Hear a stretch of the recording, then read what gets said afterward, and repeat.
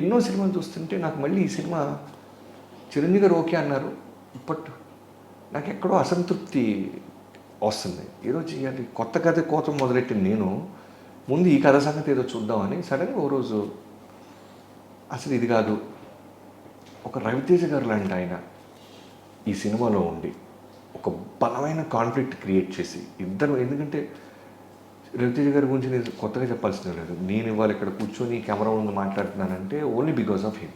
Exactly.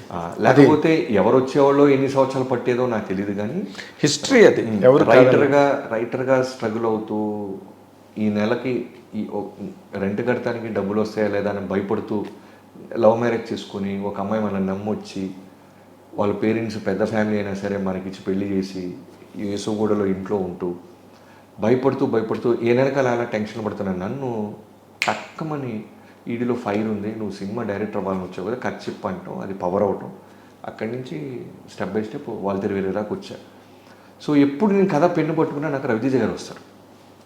ఈ cinema Raviteja గారికి అయితే, ఈ క్యారెక్టర్ రవితేజ గారికి అయితే. సో రవితేజ గారు నాకు కళ్ళు మూసుకున్న కళ్ళు తెరిచి ఆయనే గుర్తొస్తున్నాడు. ఓకే. సో సడన్గా ఒక రోజు నా టీం అందరికి జూమ్ కాల్లో వచ్చి నాకు ఒక ఐడియా వచ్చింది. ఇది కాదు కదా, ఫస్ట్ హాఫ్ అంతా సీ స్మగ్లరే, బట్ అటు మలేషియా వచ్చి యుద్ధం చేస్తుంది ఒక శత్రువు కోసం. శత్రువు ఎవరా అంటే ఆడి జీవితంలో ఒక రవితేజ గారు వచ్చారు. రవితేజ శత్రువు ఏంటనేది అంటే ఇంటర్వల్ అవుతాం. సెకండ్ హాఫ్ నుంచి ఇద్దరు కొట్టుకు వస్తున్నారు, ఇద్దరికి పడదు, స్టెప్ బ్రదర్స్, ఒకే తండ్రికి పుట్టిన ఇద్దరు వేరు తల్లులు కొట్టుకుంటున్నారు. ఇద్దరు మాస్టర్స్, ఇద్దరు ఎంటర్టైన్మెంట్ పుల్ చేయగలరు. ఒక 50 నిమిషాలు కనుక మనం అడుగు తొబ్బితే ఫస్ట్ పైసా వసూలు, జనాలు అసలు కథ అడగడం అనగానే వెంటనే మా వాళ్ళందరూ హై ఫీల్ అయ్యారు. ఇప్పుడు నేను చిరంజీవి గారికి చెప్పాలి, ఆయన ఆల్రెడీ సోలో కథ ఓకే అనేసాడు. తమ్ముడు పాత్ర ఉండేది కానీ చాలా మినిమం చిన్న క్యారెక్టర్, అదే నాట్ లైక్ స్టార్. అదే. సో ఫస్ట్ శివ గారికి అప్పుడే మెల్లగా ఓ సడలింపు ఇచ్చారు, 2 hours బయటికి వెళ్ళొచ్చు అని గవర్నమెంట్. శివ గారు ఒకసారి మీరు ఆఫీస్కి రావాలంటే రాబోవి అన్నారు. వెళ్ళాము. శివ గారు నేను నిలబడి ఉన్నాం దూరంగా, ఆయన మాస్క్ పెట్టుకున్నాను, నేను మాస్క్ పెట్టుకున్నాను. శివ గారు ఏం లేదు, మీకు ఆ కథ అంతా తెలుసు కదా, ఇప్పుడు ఈ కొత్త వర్షన్ చెప్తాను, వర్షన్ ఒకసారి వినండి, బాస్కి చెప్పచ్చో లేదో. ఎందుకంటే చిరంజీవి గారితో ఆల్రెడీ 80% సినిమా పూర్తి అయిపోయింది. ఆయన ఈ నోస్ బెటర్ చిరంజీవి గారి ఎమోషన్ కానీ ఆయన వేవ్ లెంత్. చెప్పంగానే వెంటనే సింగిల్ ఈ వర్షనే చెప్పు, ఆయన దీనికే ఓకే అంటారు, ఇంకో హీరో ఉన్నాడా లేదని ఆలోచించే అలాంటి మెంటాలిటీ కాదు ఆయనది, కథను ఆలోచిస్తాడు బాబు, ఇదే చెప్పు, ఇది చాలా బాగుందని. ధైర్యం వచ్చేసి మళ్ళీ మా వాళ్ళు ఫోన్ చేశారు, శివ గారి దగ్గర టిక్. తర్వాత ఫస్ట్ ఈ పాత్ర పుట్టినప్పుడు రైటర్స్తో పాటు నవీన్ గారికి ఫోన్ చేశారు. నేను నిర్మాతకు కూడా చెప్పాలి వాళ్ళు, చెప్తే ఆయన యూఎస్లో ఉన్నారు, బోస్టన్లో. ఏమండో అదిరిపోయింది బాబు గారు, అదిరిపోయిందండి, రవితేజ ఫిక్స్ అండి అంటే క్యారెక్టర్ తెలియదు ఏం తెలియదు, రవితేజ ఫిక్స్ అండి అంటాడు ఆయన, బట్ ఆయన చేస్తే బాగుంటుందంట అవి అంటాడు ఆయన. రవి గారికి ఫోన్ చేసి ఆయన హ్యాపీ. సో ఇలా ఫైనల్గా బాస్ దగ్గరికి వెళ్ళాం, మాస్క్ పెట్టుకుని దూరంగా, సార్ మీరు అడిగిన క్లైమాక్స్ 2 versions ఉన్నాయి, కంప్లీట్ సెకండ్ హాఫ్ ఇంకోటి చేశాను సార్, ఆ 2 versions తీసేసి ఫస్ట్ ఈ సెకండ్ హాఫ్ కొత్త వర్షన్ అని చెప్పు బాబు అన్నాడు.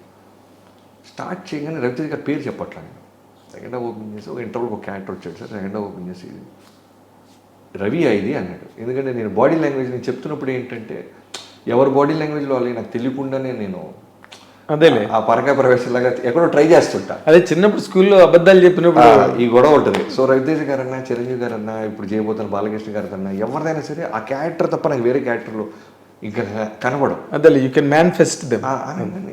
రవి కదా ఇది అన్నారు, ఇది రవి కదా అన్నారు. అవును, అదిరిపోయిందే, ఇప్పుడేమవుద్ది అన్నారు. టక అదిరిపోయింది, ఇదే చేస్తున్నామని అన్నారు. కంప్లీట్గా ఆ కథ షెల్ఫ్, సెకండ్ హాఫ్ షెల్ఫ్ పక్కన పెట్టాం. ఇప్పుడు రవితేజ గారికి చెప్పాలంటే అంత ఈజీ కాదు, ఎందుకంటే అప్పటిదాకా ఎప్పుడు అయినా ఒక స్టార్ హీరో అయిన తర్వాత ఎప్పుడు సపోర్టింగ్ రోల్స్ చేయలేదు. పైగా ఆయనకి నాకు ఒక గురు శిష్యుడు అంటారా, ఒక ఫాదర్ అండ్ సన్ అంటారా, ఒక మెంటర్ ఇది అంటారా, విపరీతమైన ఎమోషనల్ జర్నీ ఉంది ఆయనకి నాకు. ఎవరి విషయమైనా తక్కువ తొందర పడచ్చేమో కానీ నేను పడచ్చేమో కానీ ఆయన దగ్గర అసలు పడను. ఎందుకంటే ఇవాళ కూర్చుంది ఆయన ఇచ్చిన అవకాశం, బాగా వర్క్ చేస్తున్నాం. నాకు ప్రొడ్యూసర్స్కి, నాకు నా రైటర్స్కి, నాకు చిరంజీవి గారికి, నాకు కోటా శివ గారికి తప్ప 3 ప్రపంచానికి తెలియదు. అప్పుడు మీడియా వాళ్ళు రానా చేస్తాడంట, ఇంకోళ్ళు ఎవరో చేస్తారంట వస్తూ ఉంటాయి. ఇంకో కీలకమైన క్యారెక్టర్ ఉందంట. ఓసారి ఎవడో రవితేజ అని నెంబర్ ఆఫ్ ఆప్షన్స్ అది కూడా వేశారు, అందరు నవ్వుకున్నారు. 6 నెలల తర్వాత రవితేజ గారి దగ్గరికి వెళ్ళి కథ చెప్పడం జరిగింది. 6 months పట్టింది ఆ క్యారెక్టర్ బిల్డ్ అవటానికి.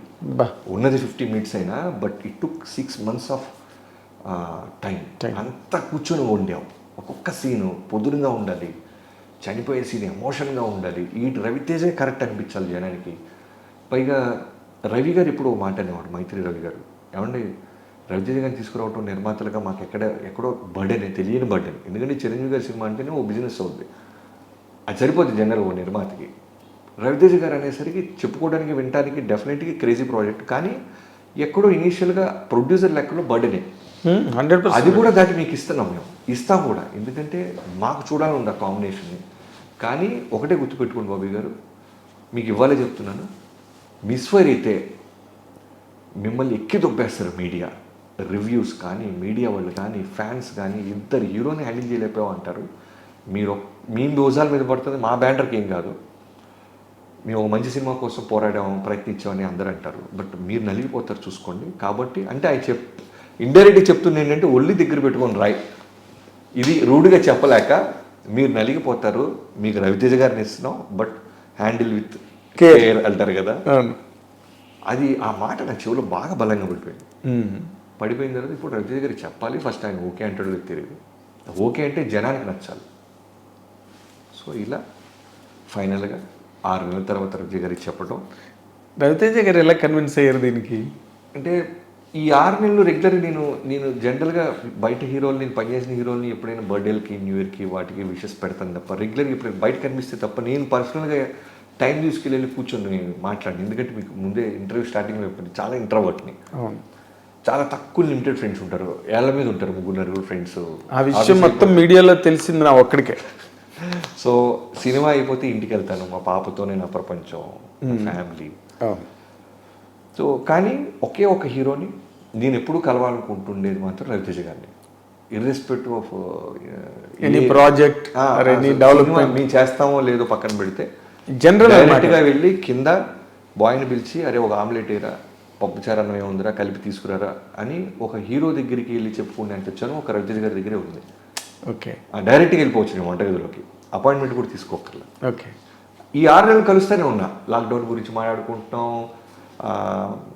వ్యాక్సిన్లు వస్తే ఆయన నేను వాళ్ళ ఫాదర్గా అందరు కలిసి వెళ్ళి వ్యాక్సిన్ వేయించుకున్నాం కలిసి. బట్ నేను ఎక్కడ క్వశ్చన్ పేపర్ లీక్ చేయట్లా, మీ మీద నేను ఇలా పాత్ర అనుకుంటున్నారు, ఆల్రెడీ చిరంజీవి గారికి ప్రొడ్యూసర్కి అమ్మేసాను థాటలు కూడా చెప్పట్లా, రెగ్యులర్గా కలుస్తున్నా. అంటే చిరంజీవి గారితో సినిమా చేస్తున్నారని తెలుసు, అవన్నీ తెలుసు, అప్పటికే వచ్చేసింది కదా. అవును, that was in the news. 4 cinema అప్పటికే కోట్ల శివ గారు, అవును, లూసిఫర్కి అప్పటికే జేఎం రవి గారిని, జేఎం మోహన్ రాజా మన ఏటర్ మోహన్ గారు అబ్బాయి, మోహన్ గారి అబ్బాయిని, తర్వాత నన్ను, తర్వాత మెహర్ రమేష్, 4 డైరెక్టర్లు ఉన్నారు చిరంజీవి గారి లైనప్లో అని మొత్తం కోడే కూసింది ఇండస్ట్రీ మొత్తం. అవును, ఇది తెలుసు.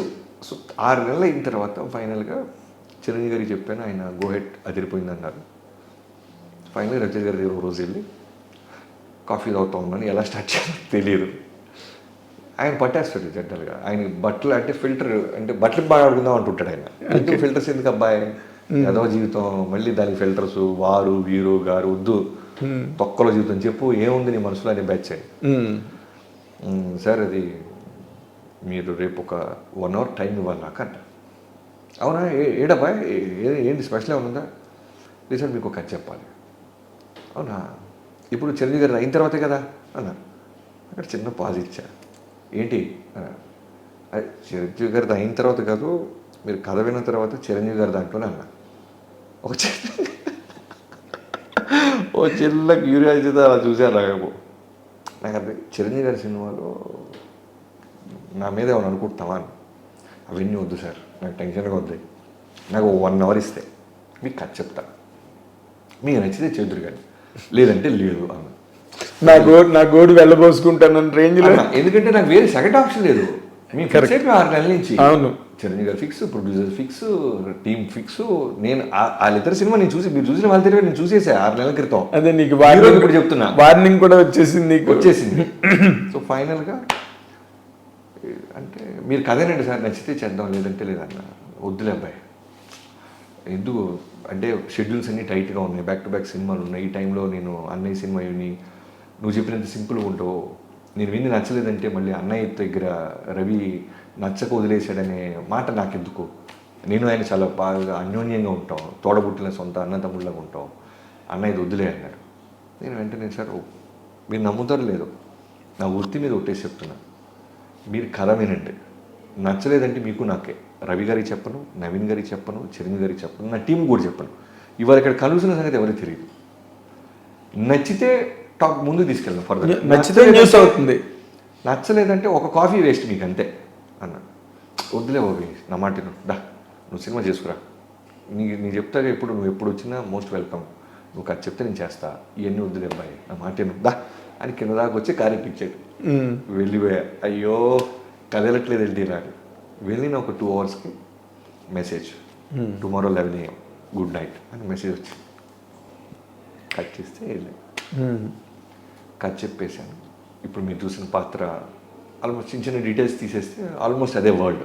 నేను ఏం చేశానంటే ఫస్ట్ హాఫ్ మొత్తం రవితేజ గారు లేని ఫస్ట్ హాఫ్ మొత్తం చెప్పేశాను, ఎందుకంటే ఫస్ట్ కథ అర్థం అవ్వాలి, exactly where that character comes అన్నది అర్థం కాదు. లేకపోతే మాయ చేసి సార్ ఇక్కడి నుంచి కథ సార్ అనకూడదు, అవును, ఎందుకు ఫెయిర్ గేమ్ ఆడదాం అని ఫస్ట్ చిరంజీవి గారు రావడానికి ముందు టైటిల్స్ దగ్గర నుంచి ఇంటర్వెల్ అన్న 1 అవర్ బట్టి బాగున్నా బాయ్ ఫస్ట్ హాఫ్, నా పాత్ర ఇప్పుడు రాలేదు కదా, రాలేదు సరే గ్రీన్ టీ వచ్చింది తాగి ఇప్పుడు సెకండ్ హాఫ్ స్టార్ట్ చేశాను. విన్న వెంటనే ఆయన లేచి అటు ఇటు తిరుగుతూ ఒక్క పని చేయవు నువ్వు, ఒక్క పని చేయవు, నా లైనప్పుడు నాకున్న ఏంటి బాబు ఇది, బాగుంది అబ్బాయి క్యారెక్టర్ చాలా బాగుంది, అన్నయ్యతో నాకు ఎప్పటి నుంచో ఉంది చేయాలని, చాలా బాగున్నాయి, పైగా అప్పుడు చెప్పింది ఇంత డీటెయిల్స్ కూడా లేవు, తమ్ముడు కాన్ఫ్లిక్ట్ వరల్డ్ ఉంది, బట్ ఆయన తెలుసు ఫస్ట్ సినిమా నుంచి చూస్తున్నాడు కాబట్టి డెవలప్మెంట్స్ నువ్వు ఎక్కడి దాకా తీసుకెళ్తావు, మనం రిలాక్స్ అయ్యాము. అవును, బేసిక్గా రైటర్ అవటం వల్ల ఏంటంటే చివరి మినిట్ దాకా ఏదో ఒకటి వస్తూనే ఉంటుంది, రాస్తూనే ఉంటాం. మీరు స్కూల్ డేస్లో ఎక్కువ రాయలేదు కాబట్టి ఇప్పుడు రాస్తూ ఉంటాం మనం, ఆ పగలతో ఇక్కడ తీర్చుకుంటుంటాం. సో నేను సర్లే అబ్బాయి అన్నయ్య చెప్పైతే నువ్వు ఇంకా కొంచెం వర్క్ చేసి కొంచెం చెప్తాను నేను కూడా, ఇప్పుడు నాకు చెప్పే కొన్ని రోజులు హోల్డ్ చేద్దాం, ప్రొడ్యూసర్కి బయట ఎవరికి చెప్పొద్దు అలా కొన్ని రోజులు మెల్లమెల్లగా ప్రొడ్యూసర్కి చెప్పడం, వాళ్ళు ఆనందపడటం, వాళ్ళు వెళ్ళి మాట్లాడటం, అలా చిరంజీవి గారి దగ్గరికి వెళ్ళటం, అలా రవితేజ గారు ఆన్ బోర్డ్ రావటం జరిగింది. ఓకే.